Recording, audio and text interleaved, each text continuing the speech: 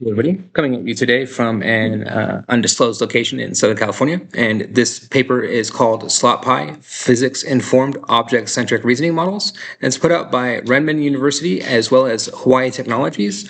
And this paper strikes my interest for a few different reasons. It's obviously dealing with physics and the physics of object-centric reasoning models. And breaking this down, how they break it down is into two different problems. And then problem A is very simple to solve, and then problem B is very hard to solve.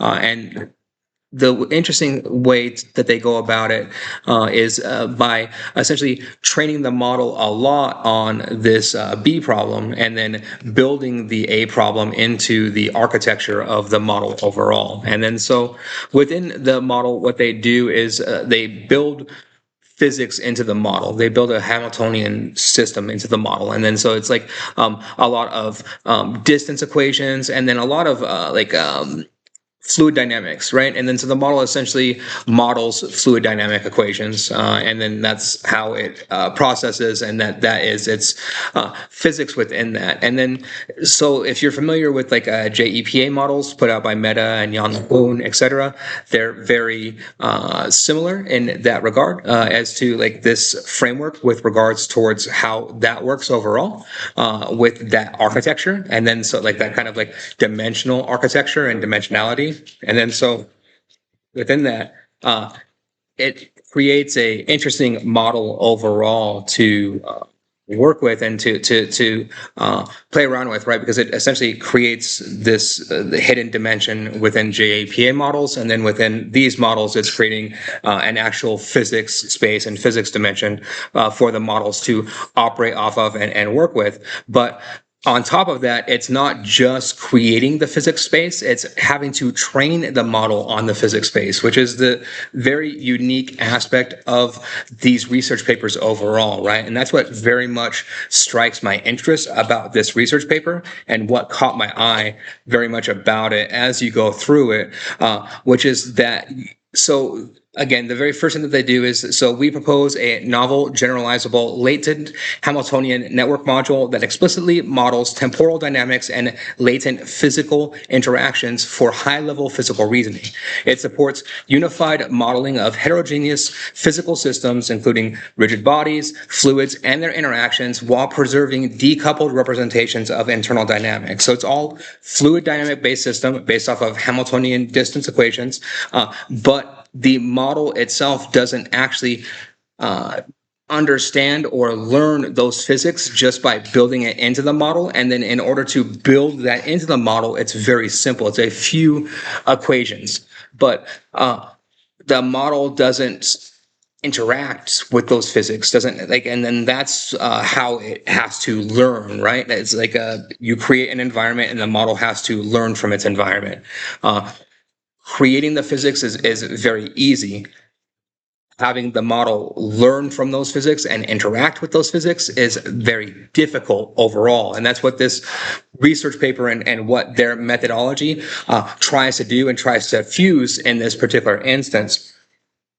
And within that, it's the way that I look at it is that this you get, and the way that they look at it is that when you do this, essentially you get the latent space that is created, and then you get layers of latent space, right? So each individual layer of the latent space is kind of how we as people, and in this instance, these models, model space-time, right? And then so in that instance, and in the instance of this, just highlighting what the physics of this means, it means that like space-time as a concept, at least related to the physics of these models, is not inherent, right? It's space-time as a concept is a construct of the model and a consequence of layering numerous sequential space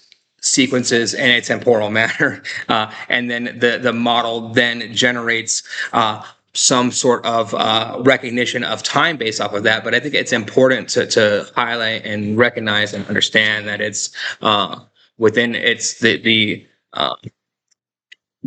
model, like the model is overall learning this space, right? It's time is learned in this instance, not a part of the space. Is like this most simplistic way that I can say that, right? Like time emerges from the model is kind of the bottom line within this. And then so they say that they're going to release the code within this, but they haven't released the code yet. I went to their GitHub.